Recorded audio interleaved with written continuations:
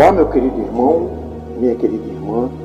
Eu saúdo a todos com a gloriosa paz do nosso Senhor Jesus. Amém? Amados, hoje quero trazer uma mensagem para abalar com o seu emocional.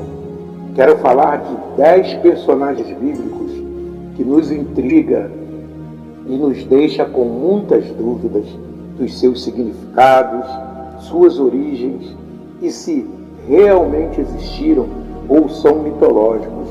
Vamos ver hoje o que realmente a Bíblia diz sobre eles e juntos vamos tirar nossas dúvidas sobre esses seres bíblicos. Amém? Mas antes, eu quero pedir aí para você me dar uma ajuda com esse canal, dando o seu like, se inscrevendo no meu canal se você não for inscrito e ativa o sininho das notificações para que o YouTube possa te avisar toda vez que eu colocar um vídeo novo. Amém, amados? Irmãos, o primeiro personagem que eu quero falar é os 24 anciões. Queridos, a Bíblia descreve multidões de personagens que nos intrigam e intrigam muitas pessoas por décadas.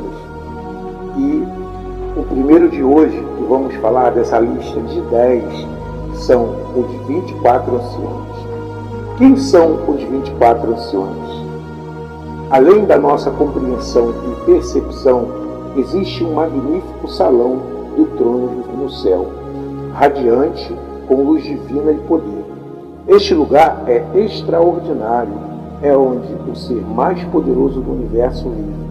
A jornada de João para a ilha de Patmos e suas visões, incluindo a dos 24 anciões, que é um dos episódios mais emblemáticos da Bíblia. No meio das maravilhas do reino sobrenatural de Jeová Deus, uma presença particular se destaca. Um círculo de 24 anciões, vestidos de branco, coroados de ouro, sentados em tronos ao redor do trono principal. Quem são esses personagens? Por que estão ali? Após abordar as 7 igrejas, subitamente João se viu no próprio salão do trono de Deus. Ele viu Jeová, Deus, sentado em um trono, parecendo com pedras preciosas. Ao redor deste trono estavam 24 outros tronos, e neles sentavam os 24 anciões. Estes anciões usavam túnicas brancas, com coroas de ouro em suas cabeças. Os anciões, juntamente com as 4 criaturas viventes ao redor do trono, prostraram-se diante de Deus, lançando suas coroas diante dele e declarando: Tu és digno, ó Senhor, de receber glória, honra e poder, pois Tu criaste todas as coisas, e por Tua vontade elas existem e foram criadas. Irmãos, não há lugar no livro de Apocalipse onde as identidades dos 24 anciões estão detalhadas. Por outro lado, é altamente provável que eles sejam representantes da Igreja de Jesus Cristo. Alguns acreditam que são seres angelicais. Eu, no meu entender, isso é muito improvável. Está claro que eles reinam ao lado de Cristo, pelo fato de estarem sentados em tronos.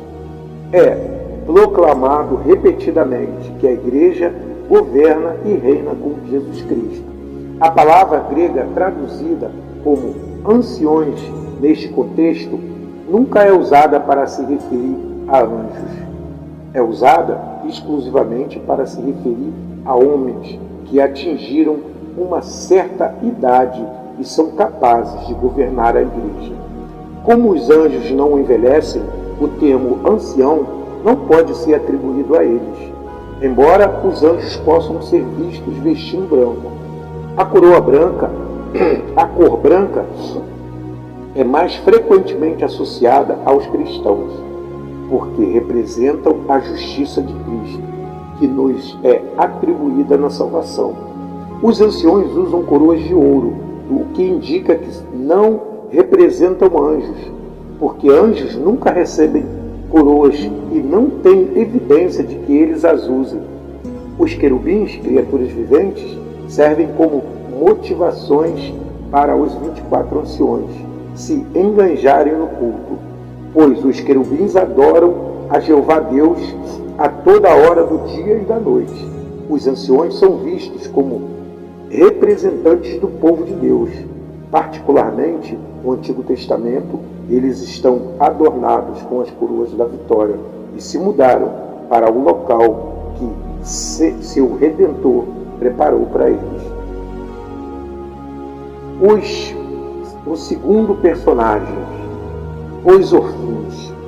No Antigo Testamento, os anjos são referenciados 108 vezes no livro de Êxodo. Moisés também encontrou anjos durante um período de herança no deserto. O que são os orfins? O termo OFM em hebraico antigo refere-se a rodas, mas de particular interesse são as rodas do trono de Deus, mencionados na visão de Ezequiel.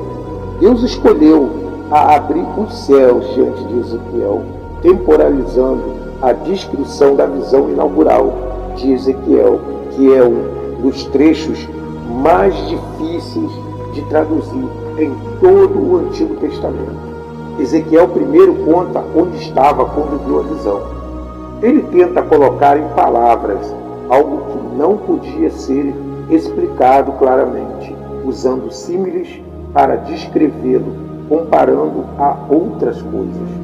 Para dar uma ideia de que era, enquanto Ezequiel observa uma nuvem escura e ameaçadora de relâmpagos e fogo se aproximando do norte. Dentro da nuvem há 4 seres iluminados que brilham intensamente. Antes de testemunhar os orfins, Ezequiel viu criaturas que mais tarde foram identificadas como querubins. Mas também vamos falar deles mais tarde. Após ver os querubins, Ezequiel viu as rodas, semelhante às rodas de um carro. O melhor objeto para imaginar o que Ezequiel viu é um giroscópio. Ezequiel estava descrevendo algo que podia se mover em qualquer direção, sem precisar virar. Percebam que Ezequiel estava descrevendo o indescritível.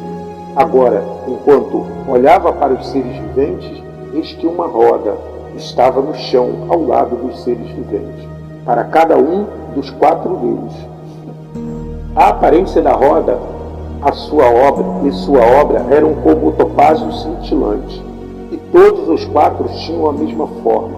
Sua aparência e obra eram como se uma roda estivesse dentro de outra. Quando eles se moviam, podiam ir para qualquer uma das 4 direções, sem se virar enquanto se moviam. Quanto aos seus aros, eram altos e impressionantes, e os aros dos 4 estavam cheios de olhos ao redor. Sempre que eles se moviam, as rodas se moviam com eles, e quando os seres viventes se levantavam da terra, as rodas se levantavam também. Para onde o Espírito estava prestes a ir, eles iam naquela direção, e as rodas se levantavam ao lado deles, pois o Espírito dos seres viventes estavam nas rodas. Sempre que aqueles iam, eles iam. E sempre que aqueles paravam, eles também paravam. E sempre que aqueles se levantavam da terra, as rodas se levantavam ao lado deles, pois o espírito dos seres viventes estavam nas rodas. Ezequiel continuou constante entre as rodas e os querubins.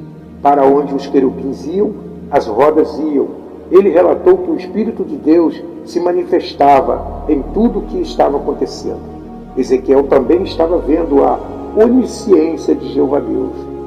Os múltiplos olhos que viu representavam a completa consciência de Deus. Ele vê e sabe tudo. Este grande livro começa com uma visão em que Ezequiel recebe uma revelação de Deus, das 4 figuras angelicais. Nesta visão, Jeová chama o profeta para ser o seu porta-voz e vigia para os exilados hebreus. Essa visão é a primeira de 4 no livro. Pode ser desafiador visualizar o que Ezequiel viu ou expressou neste trecho. O sentido é de um conhecimento e inteligência excelentes, pois orfins também são mencionados de maneira semelhante em Ezequiel capítulo 10. Deveria entender que o carro ou trono de Deus estava em movimento. A imagem pode parecer estranha ou bizarra para o leitor moderno, mas deve-se lembrar que esta é uma experiência visionária e características surrealistas e podem sobrecarregar o realismo. O terceiro personagem, Obi-Mold. Amados, imagine um elefante africano assustador de 7 toneladas correndo em sua direção, com sua tromba esticada, olhos dilatados e patas maciças, batendo na terra. Não há nada entre você e ele, exceto grama plana, e seu coração batendo descontroladamente. Como você escapa? O que você faz? Sabia que animais muito mais temíveis e poderosos do que elefantes africanos já vagaram pela terra? Obi-Mold é visto nesta grande animal no livro de Jó. Tudo começou com um homem rico chamado Jó, que vivia na terra de Uz, com sua família extensa e vastos rebanhos.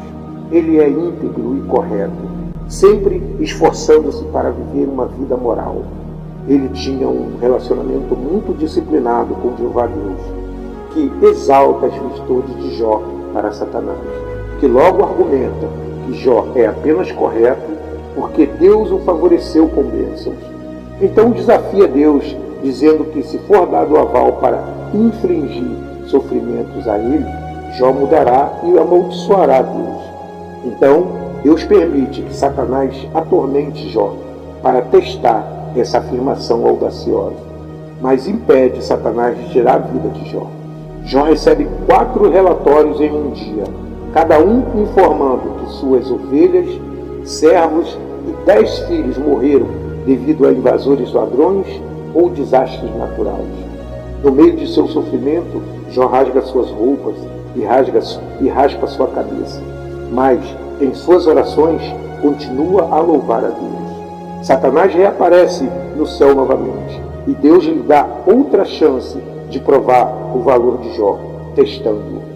Jó amaldiçoa seu aniversário, comparando vida, morte, luz e escuridão. Ele deseja que nunca tivesse nascido e que seu nascimento tivesse sido velado pela escuridão. Sentindo que a vida apenas adiciona a sua agonia, ele se pergunta por que Jeová Deus avalia as pessoas com base em suas ações, quando Deus pode rapidamente emendar ou perdoar suas ações, ou ações de qualquer homem. Jó está perplexo sobre como um ser humano pode satisfazer plenamente a justiça de Deus, pois os caminhos de Deus são misteriosos e além da compreensão humana. Jó é levado ao seu ponto de ruptura pela provação e, como resultado, torna-se ressentido, ansioso e aterrorizado. Ele lamenta a justiça de Deus, deixando pessoas más prosperarem, enquanto ele e muitos outros homens honestos sofrem. Jó quer enfrentar Deus e protestar, mas não consegue fisicamente encontrar Deus, pois acha que a sabedoria está escondida da humanidade, mas resolve persegui-la, temendo a Deus e evitando o mal. No final, Jeová decide intervir. Jó ora a Deus para ter uma conversa com ele. Seu desejo foi concedido. Ambas as ocasiões em que Deus se comunica com Jó ocorrem no meio de uma tempestade. Há muito humor na maneira como Jeová Deus se dirige a ele. Deus lembra a Jó de que é o Criador de tudo. Ele percorre sua magnífica atividade de criar e sustentar o mundo, perguntando a Jó se ele poderia igualar esse trabalho. Ele termina perguntando se Jó é capaz de julgar, dizendo-lhe que é presunçoso para Jó acreditar que Jeová Deus deveria se explicar a ele. Jó é feito para se sentir muito pequeno.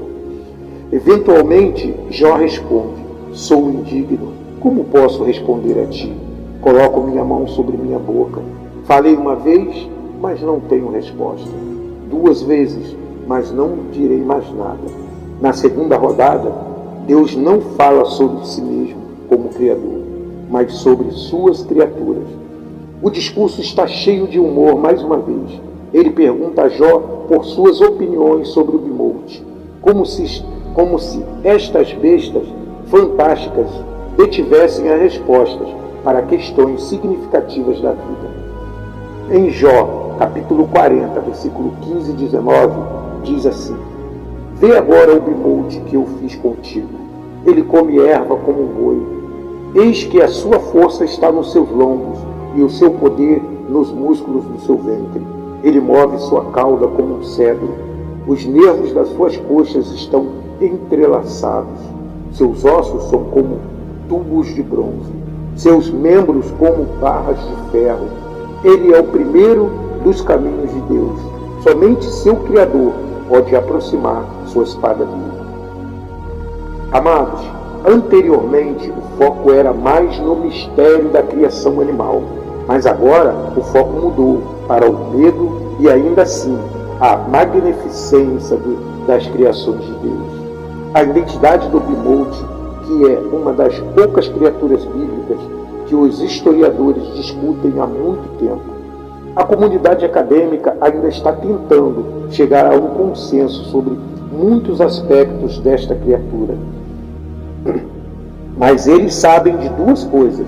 Ele era enorme e tinha um umbigo. A evidência de um umbigo mostra que não é um animal que põe ovos.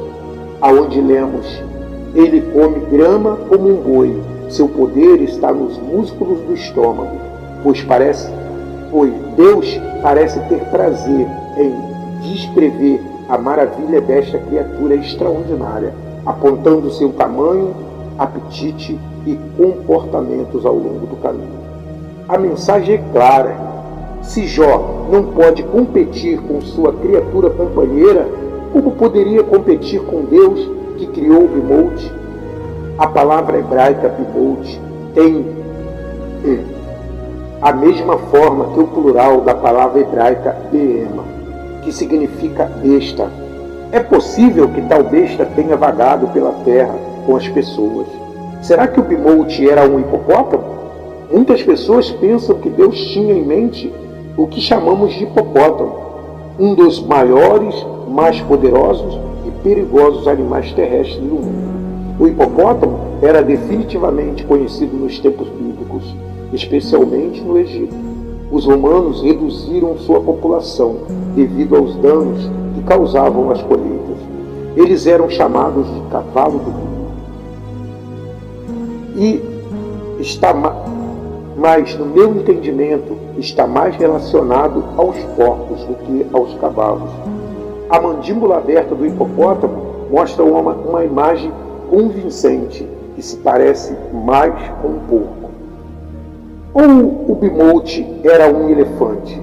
De acordo com a maioria dos apologistas bíblicos, bimote em hebraico refere-se a uma besta de 4 patas que eles acreditam ser um elefante. Aqueles que favorecem os hipopótamos fazem isso porque em Jó, capítulo 40, versículo 23, fala sobre a enorme boca do bimote bebendo o rio Jordão que jorra. Com base no versículo 19, parece que a criatura descrita no livro de Jó era grande demais para as pessoas da época derrotarem. Essas descrições não podem ser atribuídas a nenhum animal atual. Ao longo da história registrada, os humanos caçaram e mataram elefantes e hipopótamos e os domesticaram para vários propósitos, como trabalho, guerra e entretenimento. Quando o livro de Jó descreveu o bimote como o principal dos caminhos de Deus, tão poderoso que apenas aquele que o fez pôde fazer sua espada se aproximar dele, não era exagero. Por isso, esse grandioso animal descrito na Bíblia foi extinto e não vive mais entre nós, porque, como a Bíblia mesmo diz, irmãos, seria impossível nós até se aproximarmos dele para fazer algo mal. Amém? O quarto personagem, o Leviatã. Comparado ao poder aterrorizante e incontrolável do Leviatã, o orgulho e a grandeza do homem não eram nada para se gabar. Quanto mais humilde o homem é na presença de Jeová Deus. E esse é o ponto, irmãos, a humildade. Deus é Deus, nós somos pó, nós somos humildes, nós somos nada perto de Deus. Nem Jó, nem ninguém mais tem o direito de criticar o trabalho de Jeová Deus. O Leviatã foi uma grande criatura aquática de algum tipo. A Bíblia descreve-o como uma fera assustadora, com ferocidade monstruosa e grande poder. A palavra hebraica para Leviatã tem o significado raiz de enrolado ou torcido. No livro de Isaías 27, versículo 1, fala do Leviatã. Naquele dia, o Senhor punirá com sua espada feroz, grande e poderosa, o Leviatã, a serpente veloz. O Leviatã, a serpente tortuosa. Ele matará o dragão que vive no mar. Seja lá o que era este monstro do mar, sua força e natureza selvagem eram bem conhecidas. As feras do mar glorificam a Jeová Deus. O Antigo Testamento contém várias menções ao Leviatã. De acordo com a maioria dessas passagens, o Leviatã era uma criatura real que as pessoas conheciam, embora mantivessem distância, e só soubessem dela por reputação e não por vista, não por ser pessoalmente. No livro de Salmo, capítulo 104, versículo 25 e 26, diz: Deus é louvado como aquele que criou o habitat para o Leviatã, para combater a imagem inflada de Jó sobre si mesmo. Deus desejava demonstrar a este homem quão pequeno ele era no grande esquema das coisas, usando Jó como exemplo. E no livro de Jó, capítulo 41, dá o detalhe mais sobre o Leviatã, como uma criatura marinha real. Nesse capítulo, Jeová descreve o Leviatã, enfatizando o tamanho, a força e a ferocidade do animal. Em Jó 41, versículo 1 ao 5, que diz: Podes pescar o Leviatã com um anzol? Ou prender sua língua com uma corda? Podes colocar uma corda em seu nariz ou pendurar sua mandíbula com um anzol? Ele fará muitas súplicas a ti? Ele falará contigo palavras gentis? Fará ele um pacto contigo? E o tomarás por servo para sempre? Brincarás com ele como um pássaro? E o amarrarás para tuas jovens filhas? Amados, esta criatura foi mencionada pela primeira vez no livro de Jó, capítulo 3, versículo 8, que aqueles que amaldiçoam o dia, amaldiçoam aqueles que estão prontos para despertar o Leviatã. Nesse contexto, Jó refere-se a como marinheiros e pescadores amaldiçoaram a criatura ameaçadora, conhecida como Leviatã. Da mesma forma, com intensa emoção, Jó amaldiçoou o dia em que nasceu. Geralmente, o Leviatã é considerado um monstro marinho mítico ou dragão que aterrorizava marinheiros e pescadores. No entanto, no contexto de Jó 41, Deus não parece considerar o Leviatã mítico. Há opiniões divergentes sobre a descrição do Leviatã. Alguns dizem que poderia ser um dinossauro antigo, semelhante a um dragão, ou que poderia ter sobrevivido até a época de Jó, ou permanecido na memória da humanidade, servindo como um exemplo para Deus se referir. Por outro lado, alguns acreditam que o Leviatã foi simplesmente um crocodilo poderoso. Neste contexto, o propósito de Deus ao fornecer a Jó este relato do Leviatã e demonstrar a Jó quão impotente ele é diante dessa criatura. Não há nada que Jó possa fazer para deter essa poderosa criatura. Jó não tem nenhuma chance contra ela. E se Jó, um ser normal, não tem chance contra ela, nós também não teríamos. Queridos, o quinto personagem, os querubins. O que são os querubins? Os querubins são um grupo de seres celestiais criados por Jeová Deus. Eles são a primeira da hierarquia angelical a aparecer na Bíblia, imediatamente após a queda de Adão e Eva. Em Gênesis 3, registra os eventos no Jardim do Éden, tendo violado o mandamento de Jeová Deus de não comer da árvore do conhecimento do bem e do mal. Era provável que Adão e Eva estendessem suas mãos e tomassem também da árvore da vida e vivessem para sempre. Como resultado, foram expulsos do seu paraíso terrestre. Mas o que impediria Adão e Eva de voltar ao jardim e desobedecerem a Deus novamente?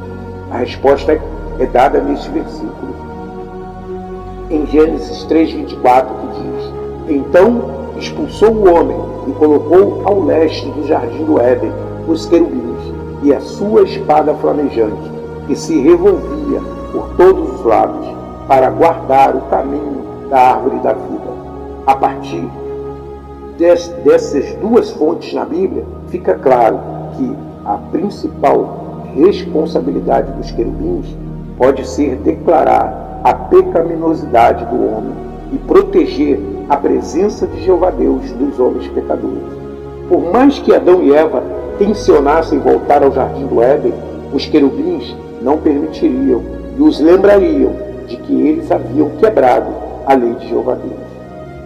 Ao sumo sacerdote, irmãos, de Israel, era permitido entrar no Santo dos Santos uma vez por ano para contemplar o propiciatório. Eu tenho certeza, no meu entendimento, que ele deve ter se sentido em cada ocasião que ele se sentiu quando entrava no propiciatório. E com a mente, eu acho que ele pensava: eu não pertenço aqui na santa presença de Jeová Deus, o Pai Celestial, pois sou um pecador, sou muito pequeno. Os querubins são seres reais e poderosos. Os querubins na Bíblia frequentemente representam coisas celestiais. Eles também foram integrados ao design da Arca da Aliança e do Tabernáculo, por ordem de Jeová Deus. Os querubins mostrados em Ezequiel 10 têm não apenas asas e mãos, mas também estão cheios de olhos, cercados por rodas dentro de rodas. No entanto, Ezequiel também pinta um tom sombrio no capítulo 10, e os querubins fornecem uma dica. Os querubins faziam mais do que proteger o lugar mais santo de Deus, daqueles que não tinham o direito de estar ali. Também asseguravam o direito do sumo sacerdote de entrar no lugar santo com sangue, como mediador do povo com Jeová Deus. Os querubins não recusarão o acesso ao trono ao cristão mais humilde. Eles nos asseguram que podemos vir ousadamente por causa da obra de Cristo Jesus na cruz. Sexto personagem, Melquisedeque. Quem foi Melquisedeque? Bem, vamos falar agora do único humano da nossa lista. Não há personagem, para mim, na Bíblia mais misterioso do que a pessoa de Melquisedeque.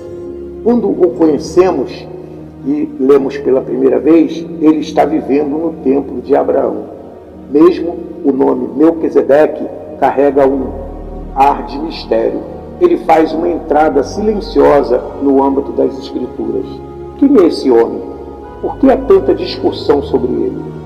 Ele é mencionado tanto no Antigo quanto no Novo Testamento. Por quê? Nossa história épica começa com um homem chamado Abraão. Muitos de nós não estamos familiarizados com o funcionamento dos nomes em hebraico e na Bíblia. Nomes na Bíblia não são apenas descritivos, eles também carregam autoridade.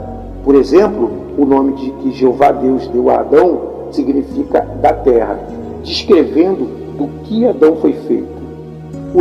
Um nome pode às vezes se relacionar com o papel do nomeado na narrativa bíblica, como no caso de Nabal, um homem tolo, cujo nome significava tolo, como sua esposa mesmo disse ao rei Davi, para evitar uma tragédia. Nomes na Bíblia podem representar esperanças humanas e revelações divinas, ou são usados para ilustrar profecias. Então, qual é o significado do nome Melquisedeque? Ele tem um significado significativo. Em Hebreus capítulo 7, versículo 2, diz: significa rei da justiça, e o rei é justo, ou o rei é justo. Esse nome implica que a pessoa com este nome é justa, e justa em suas ações. É um nome apropriado para o governante ou líder que defende a justiça e a retidão em seu reino. Melquisedeque é usado para explicar o mistério de Jesus Cristo. Assim como Melquisedeque é o rei da paz, Jesus também é o rei da paz. Na profecia de Isaías sobre o Messias que viria, ele diz: a segunda informação sobre Melquisedeque, que pode ser encontrada em Gênesis capítulo 14, é que ele apresentou a Abraão pão e vinho. Em Gênesis capítulo 14, versículo 8, nos diz que ele era sacerdote do Deus Altíssimo. De acordo com as Escrituras Sagradas, há apenas um Deus que é o Altíssimo. Este título pertence a Jeová Deus, a quem Abraão adorava. Ele sozinho governa tudo e todos. E é aquele diante todos devem se ajoelhar. O sacerdócio que Melquisedeque possuía veio antes do sacerdócio que Arão e os levitas possuíam. Melquisedeque abençoa Abraão pelo Deus Altíssimo. Ele reconheceu em Gênesis capítulo 14, versículo 20, que Jeová Deus, o Altíssimo, havia dado a Abraão a capacidade de derrotar seus inimigos. A ordem e o ministério de Melquisedeque são usados para explicar Jesus.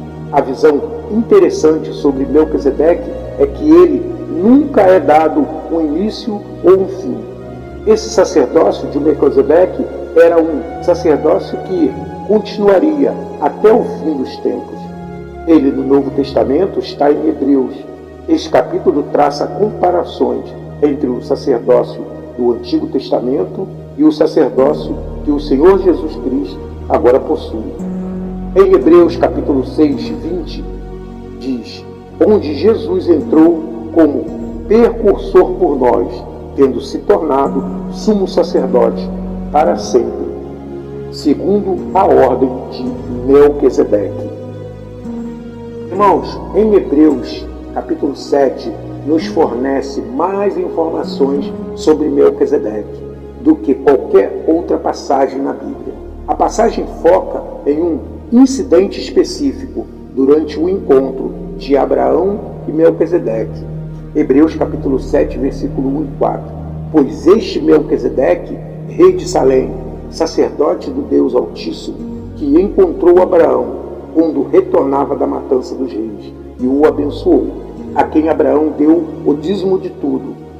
Em primeiro lugar, pelo significado do seu nome, e rei da justiça, e depois também rei de Salém, isto é, rei da paz, sem pai, sem mãe, sem genealogia, não tendo princípio de dias, nem fim de vida, mas foi feito semelhante ao Filho de Deus.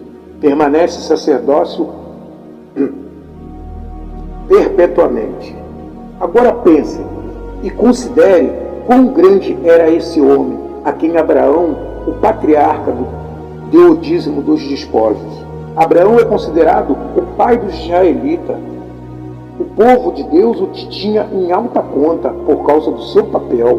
Apesar disso, Abraão se submeteu à autoridade de Melquisedeque e lhe deu o dízimo dos despojos da batalha. Por mais grandioso que fosse Abraão, ele se ajoelhou diante de Melquisedeque. sua genealogia, aprendemos no versículo 3 que Melquisedeque estava sem pai, mãe ou genealogia, não tendo princípio de dias nem fim de vida. Também se deve notar o fato de que ele se assemelhava ao Filho de Deus. Isso é um ponto muito significativo a se fazer, demonstrando que ele é um tipo de um sacerdote ainda maior. Sua cidade, a cidade da paz, profeticamente retratada na obra do Senhor Jesus, que nos trouxe a paz. Abraão demonstrou sua aceitação do sacerdócio de Melquisedeque, apresentando o dízimo de tudo o que tinha. É claro que dos versículos 9 e 10 entende-se que Abraão era um tipo de futuro sacerdócio levítico que estava prestes a ser estabelecido, mas Melquisedeque, um sacerdócio que duraria para sempre, até os dias de hoje. Amém? Sétimo personagem, anjo destruidor ou anjo da morte. Talvez tenhamos ouvido falar do anjo da morte, mas sobre um anjo destruidor, há uma distinção entre os dois? Vemos este capítulo aparecer em Êxodo para aqueles conhecedores do anjo da morte, porque os egípcios se recusaram a libertar os israelitas escravizados. Deus enviou várias pragas sobre eles, a pior das quais foi a última praga, que envolve o anjo da morte. Em Êxodo 11, 1 e 2 diz: Então o Senhor disse a Moisés: Ainda trarei mais uma praga sobre Faraó e sobre o Egito. Depois disso, ele vos deixará ir. Quando ele vos deixar ir, ele certamente vos expulsará daqui completamente. Fala para que todo o povo de Israel ouça e diga a todo homem que peça ao seu vizinho e a toda mulher que peça à sua vizinha objetos de prata e objetos de ouro. Moisés retornou às câmaras reais para uma última entrevista com o faraó. Em Êxodo 11, 4 e 5 diz: Então Moisés disse: Assim diz o Senhor Jeová: À meia-noite sairei pelo meio do Egito, e todo primogênito na terra do Egito morrerá, desde o primogênito do faraó que se assenta em seu trono, até o primogênito da escrava que está atrás do moinho, e todos os primogênitos do gado também morrerão. Houve guerra no passado e haverá no futuro. O Egito acabara de experimentar 9 pragas e mais desastres nacionais estavam a caminho, mas nunca haveria outra onda de luto como esta. Como nos desastres anteriores, a população hebraica seria poupada. Haverá um êxodo e eu vou visitar o Egito, disse Jeová Deus. Esta noite invadirei cada casa onde não há sangue na porta, mas haverá sangue nas portas do meu povo, e eles serão poupados. Naquela noite, a história foi feita porque as pessoas acreditaram no homem de Deus e seguiram o plano de Jeová Deus. Como resultado, o Senhor disse-lhes: Faraó recusou-se a cumprir a ordem de Deus e expôs a si mesmo e ao seu povo a ira do Senhor Jeová. A noite em que ninguém dormiu. Em Êxodo capítulo 12, versículo 29 e 30. E aconteceu que à meia-noite, o Senhor feriu todo o primogênito na terra do Egito, desde o primogênito do faraó que se assentava em seu trono, até o primogênito do prisioneiro que estava na masmorra, e todos os primogênitos do gado. Faraó se levantou à noite, ele e todos os seus servos, e todos os egípcios, e houve um grande clamor no Egito, pois não havia casa onde não houvesse alguém morto. Ele mantém sua palavra. O anjo destruidor não deixou passar ninguém que não estivesse preparado. Nem mesmo o rei, os dedos viçosos da morte, atormentavam com uma aflição horrível, mas não tocaram em nenhum do povo de Deus. A palavra de Deus nos diz que não havia residência no Egito onde alguém não estivesse morrido. Pense nisso, amados. Meus queridos irmãos e minha querida irmã, que noite chocante foi essa? Por mais que tentássemos, não poderíamos imaginar a dimensão de tamanha tragédia. Uma grande multidão marchou pelas ruas em direção à fronteira, enquanto os gemidos abafados e os gritos dos egípcios em luto pelos seus mortos ecoavam na escuridão. O anjo da morte é outro nome dado ao anjo destruidor. Deus usou seres angelicais, mensageiros celestiais de algum tipo, em várias ocasiões para trazer julgamento aos pecadores na terra. Este ser é referido como um anjo destruidor em várias traduções bíblicas. Não há evidência bíblica clara de que um único anjo tenha sido designado como um anjo destruidor ou um anjo da morte. O máximo que podemos afirmar é que referências de um anjo destruidor na Bíblia são para um ser celestial ou seres que vieram para destruir aqueles sob o julgamento de Deus. Em vez de destruidor, algumas traduções usam anjo da morte. Em Hebreus capítulo 11, versículo 28, diz: este ser é referido como o destruidor dos primogênitos. Êxodo 12, 23 não faz menção a um anjo. Simplesmente afirma que o destruidor ou causador de danos matará os primogênitos do Egito. O Salmo 78 descreve as pragas do Egito e as resume como o desencadeamento de uma banda de anjos destruidores. A palavra hebraica para anjo é usada aqui, mas não se refere a um anjo específico.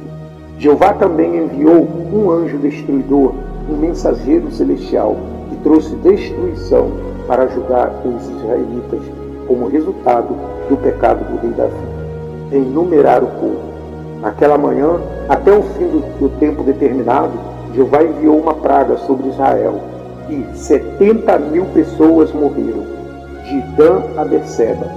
Quando o anjo estendeu a mão para destruir Jerusalém, o Senhor Jeová se arrependeu do desastre e disse ao anjo que estava afligindo o povo: basta, retire sua mão. O anjo do Senhor estava então na eira de Araúna, o Jebuseu. Quando Davi viu o anjo ferindo o povo, disse ao Senhor: eu pequei, Senhor. Não fira este povo, fira a mim e a minha família, porque este povo nada fez contra ti. Oitavo personagem, os serafins. O que são os serafins? Também outro assunto emblemático na Bíblia, que muitas questões são levantadas. Eles são seres divinos criados por Deus para servir e adorar. Essas criaturas angelicais de 6 asas estão constantemente presentes no trono de Jeová Deus. O profeta Isaías nos conta que os serafins são anjos de 6 asas e ardentes, que cercam Deus enquanto ele se senta no seu trono exaltado e adoram a Deus continuamente.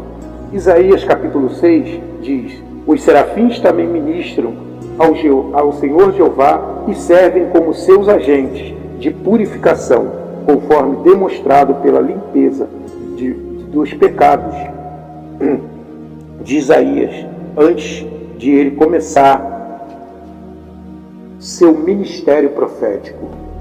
O termo serafins aparece na Bíblia apenas em Isaías capítulo 6. É o único trecho na Bíblia que usa o termo serafins, que significa os ardentes. Isaías descreve sua intensa visão da corte celestial de Deus naquele capítulo bíblico.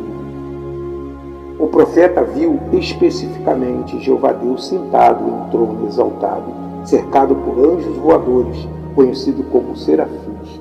A implicação é de que esses anjos assistentes estão encantados com Jeová Deus. Os serafins parecem ser humanos, pois Isaías os descreve como tendo rostos, pés, mãos e vozes. Em Isaías capítulo 6, versículo 1 e 2, diz: no ano da morte do rei Uzias, vi o Senhor assentado em um trono alto e exaltado, e a barra do seu manto enchia o templo. Acima dele estavam os serafins. Cada um tinha 6 asas, com 2 cobriam o rosto, com 2 cobriam os pés e com 2 voavam. Esses anjos podem parecer chamas ardentes. O termo serafim deriva do verbo hebraico saraf, que significa literalmente queimar com fogo, ou mais especificamente, destruir com fogo. O nome também pode aludir à função dos serafins como agentes de purificação. Deus criou os serafins como criaturas sem pecados, mas eles não podem ser confundidos com Deus. A importância da proximidade dos serafins com Jeová Deus, combinado com seu louvor revelador, não pode ser subestimado. Quando os serafins dizem toda a terra está cheia da sua glória, eles estão dando um relato em primeira mão do que vem do ápice do céu. Podemos ver pela perspectiva sobrenatural dos serafins que a glória de Jeová Deus é infinita, indescritivelmente valiosa e tão poderosa que não pode ser contida em um único reino. Sua glória rompe pelo céu, desdobra-se pelo reino espiritual e transborda por toda a terra. Esta glória revelada nos permite vislumbrar um Deus sagrado. Ser santo significa ser distinto e reverenciado. Esta invocação tríplice da palavra santo pode descrever a natureza sagrada de Jeová Deus.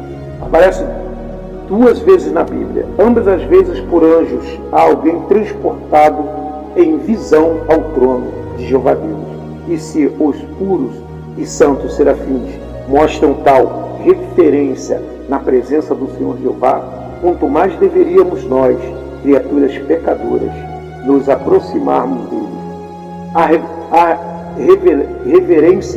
A reverência dos anjos por Deus deve nos lembrar da nossa própria arrogância, quando nos precipitamos sem pensar em sua presença, como frequentemente fazemos, porque não entendemos sua santidade.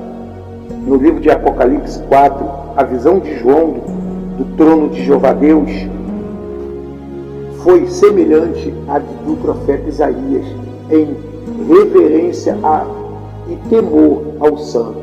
Criaturas vivas reunidas em volta do trono clamavam: Santo, Santo, Santo é o Senhor, Deus Todo-Poderoso. Os serafins também ministravam a Deus e serviam como seus agentes de purificação. Quando Isaías percebeu os serafins celestiais cobrindo-se diante de Jeová Deus para admitir sua indignidade diante do Senhor, ele se tornou consciente do seu próprio pecado mortal e temeu por sua vida. Nesse ponto, um dos serafins pegou uma brasa com tenazes do altar, levou a Isaías e o colocou em seus lábios. O serafim assegurou a Isaías que sua culpa foi tirada e seu pecado expiado, como resultado deste ato. 9ª criatura, os demônios. Quem são os demônios? Os demônios são seres pessoais. Está claro que os demônios têm atributos de personalidades. Tanto Cristo como os próprios demônios usam os pronomes pessoais eu, mi e teu, ao se referirem uns aos outros. O espírito demoníaco dentro da pessoa possuída, e não a pessoa em si, foi responsável pela possessão. Ela ocorre quando um espírito demoníaco reside em um corpo humano e exibe sua própria personalidade. Através da personalidade do corpo hospedeiro, práticas supostamente inofensivas de ocultismo, espiritismo e outras abrem a porta para enganos para os crentes e perigo demoníaco real para os incrédulos. As pessoas frequentemente se envolvem no ocultismo ou em coisas demoníacas, porque algo lá parece funcionar. Infelizmente, não é algo em ação. Alguém em ação, um espírito demoníaco.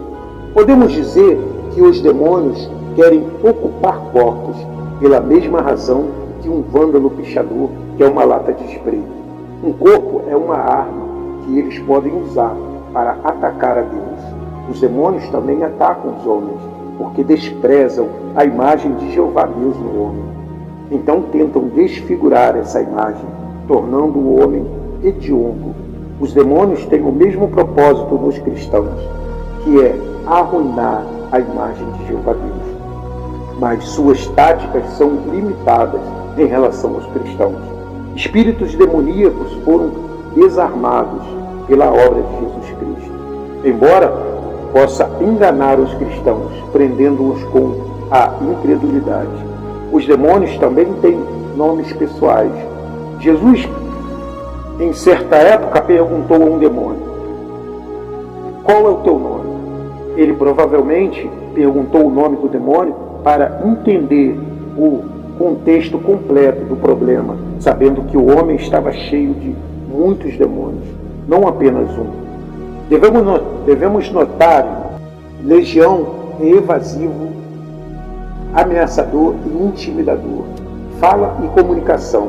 Fala demonstra personalidade. Demônios conversaram com Jesus Cristo e Cristo também falou com os demônios. Eles imploraram a ele para não enviá-los para o abismo. Os demônios que habitavam nesse homem não queriam ser aprisionados no abismo, que é o poço sem fundo descrito em Apocalipse, capítulo 9, versículo 1. Parece ser um lugar de confinamento para certos espíritos demoníacos. Demônios exerciam vontade e apelaram a Cristo para não lançá-los no abismo, mas que permitisse que entrasse nos portos. A autoridade de Cristo sobre eles é essencialmente uma demanda da sua vontade sobre a deles, uma ordem que eles tinham que obedecer. Demônios têm inteligência, eles estavam cientes da identidade do Senhor Jesus. Um deles, em certa ocasião, reconheceu Paulo e o ministério que ele estava liderando. A uma escrava, o Espírito também permitiu que ela determinasse informações confidenciais por meio de adivinhações. Em Atos, capítulo 16, versículos 16 e 17, que diz: aconteceu que, ao irmos para o lugar de oração, encontramos uma mulher escrava que tinha um espírito de adivinhação, que dava grande lucro aos seus senhores, por meio da adivinhação.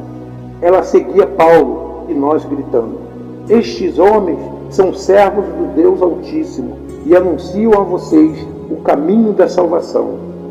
Demônios são seres espirituais, são espíritos desencarnados, são completamente desprovidos de qualquer forma material. Eles pertencem ao mundo espiritual. A sua única manifestação são os problemas que causam. Alguns são mais malignos do que outros. A Bíblia fala do grau de maldade entre os demônios. Embora Satanás tenha amarrado pessoas, Jesus Cristo revelou sua autoridade ao vencer suas forças malignas, libertando cativos e dividindo o saque de Satanás. Amém? 10º personagem, Lúcifer. Quem foi Lúcifer? Uma personalidade referida como Lúcifer aparece no livro de Isaías, capítulo 14. A raiz latina de Lúcifer significa aquele que traz a luz, enquanto a tradução hebraica é estrela da manhã. Ele foi retratado como um ser radiante, brilhante e majestoso em qualquer idioma. Ele era um anjo de alta patente. Ele era um dos principais anjos de Deus, junto com Miguel e Gabriel, nas hoestes celestiais de Jeová Deus. No entanto, em algum momento, ele cometeu um grave erro. Ele desafiou Jeová Deus. Em Lucas capítulo 10, versículo 18, que diz: disse-lhes: eu vi Satanás cair do céu como relâmpago, como mestre da calúnia ou difamação. Ele continua a buscar minar várias formas de autoridade de Jeová Deus estabeleceu, tanto na igreja quanto no mundo. Quando Lúcifer foi expulso do céu, ele não parou sua rebelião, mas continuou estabelecendo um reino próprio, em oposição ao reino de Deus. O coração de Lúcifer foi exaltado no orgulho, por causa da sua beleza. E essa foi a razão pela qual ele foi expulso do monte sagrado de Jeová Deus. Qual foi a motivação inicial de Lúcifer? Qual foi o pecado original? O orgulho. O pecado original foi cometido no céu, não na terra. Não foi intoxicação alcoólica, não foi adultério, nem mesmo mentira. Foi uma questão de orgulho. Ainda é o pecado mais letal de todos. Muitos frequentadores das igrejas jamais sonham em cometer adultério ou se embriagar, mas são facilmente seduzidos pelo orgulho, sem reconhecer o quão prejudicial é. Lúcifer era tão belo que se orgulhou de si mesmo. Seu orgulho finalizou a transformação de Lúcifer para Satanás. Jeová deu a Lúcifer seu poder, autoridade, beleza e sabedoria. Mas a atitude errada de Lúcifer transformou esses dons em instrumentos para a sua própria destruição. Eu fico chocado, irmão, ao perceber que homens e mulheres, chamados e equipados por Jeová Deus, ainda hoje cometem o mesmo erro trágico que Lúcifer cometeu. Em Isaías capítulo 14, versículos 12 e 15, analisa o motivo por trás da rebelião de Lúcifer. O desejo dele era estar no mesmo patamar que Jeová Deus. Ele imaginava ser tão inteligente, bonito e majestoso que supostamente pensou: eu posso ser Deus. De acordo com as Escrituras, Lúcifer minou a lealdade de 1/3 dos anjos de Deus e os atraiu para sua rebelião e queda. Pelos relatos, Lúcifer estava encarregado de orquestrar o culto no céu. Ele era um mestre musical. Ele continua a usar a música para encantar as pessoas até os dias de hoje. Ele era encarregado do santuário de Jeová Deus no céu, responsável pelos serviços religiosos. Ele era o querubim que guardava o local onde a presença do Senhor Jeová se manifestava. Ele era responsável pela música, era um artista, tinha muito sucesso. Então se rebelou e caiu no orgulho. As linhas de batalha estão traçadas, amados. Ele foi expulso da presença de Deus após se orgulhar da sua sabedoria e beleza. E depois de tramar sua rebelião contra Jeová Deus, seus anjos traiçoeiros também foram expulsos com ele. Lúcifer era talvez a criatura mais sábia e bela de todas as criações de Deus, mas as Escrituras dizem que seu coração se exaltou. A queda de Lúcifer começou de dentro, antes de levar à sua queda. O contra-ataque de Satanás, o anjo caído, inimigo de Deus e do homem, retaliou. Ele tem inimizade particular contra o homem por 2 motivos. Primeiro, poderia atacar a imagem de Deus no homem. Veja, o homem representa visivelmente Deus para o resto da criação. Ele não pode tocar em Deus, mas pode fazer guerra contra a própria imagem de Jeová Deus no homem. Seu deleite é profanar essa imagem, destruí-la, humilhá-la, e para esse fim ele trabalha incansavelmente. As ações de Satanás têm como objetivo desfigurar e degradar a imagem de Jeová Deus no homem. Buscando tornar o homem repugnante, ele tenta destruir não somente a imagem física, mas também o caráter moral e espiritual que reflete Deus. E ele tem um ódio especial pelos cristãos, porque através deles a imagem de Jeová Deus é restaurada e refletida no mundo. Sua estratégia é tentar corromper e desviar os cristãos do seu caminho, buscando enfraquecer a nossa fé e comprometer nosso testemunho. Em resposta à queda de Satanás, Jeová não se permaneceu passivo. Ele interveio enviando Jesus Cristo, a expressão perfeita da sua imagem, para redimir e restaurar a humanidade através da vida, morte e ressurreição de Cristo. Jeová oferece salvação e a oportunidade de sermos transformados à imagem do seu Filho. Essa transformação é um processo contínuo na vida do cristão, onde somos gradualmente moldados à semelhança de Cristo.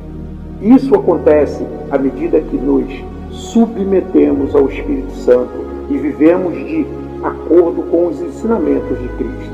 Ao fazer isso, refletimos a imagem de Jeová Deus da forma mais clara e brilhante em um mundo que está em desesperada necessidade da sua luz e verdade.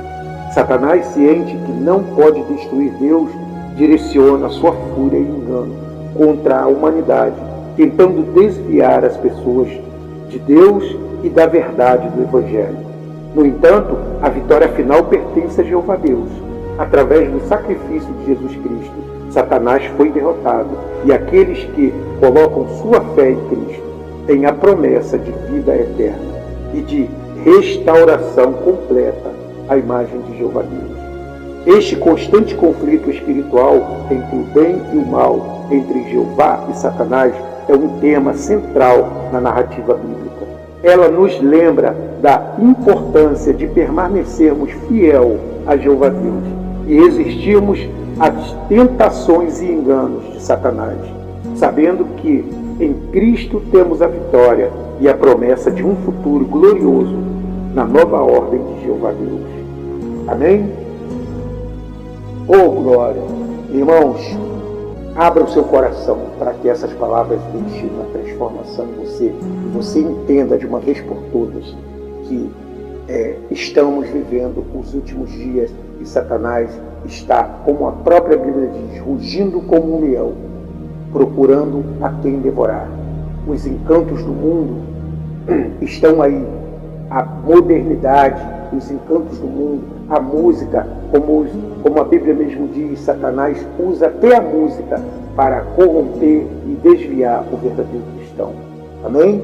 Eu te desejo uma manhã, uma tarde, uma noite abençoada em nome do nosso Senhor Jesus Cristo. Eu sou o missionário João Carlos e até o próximo vídeo.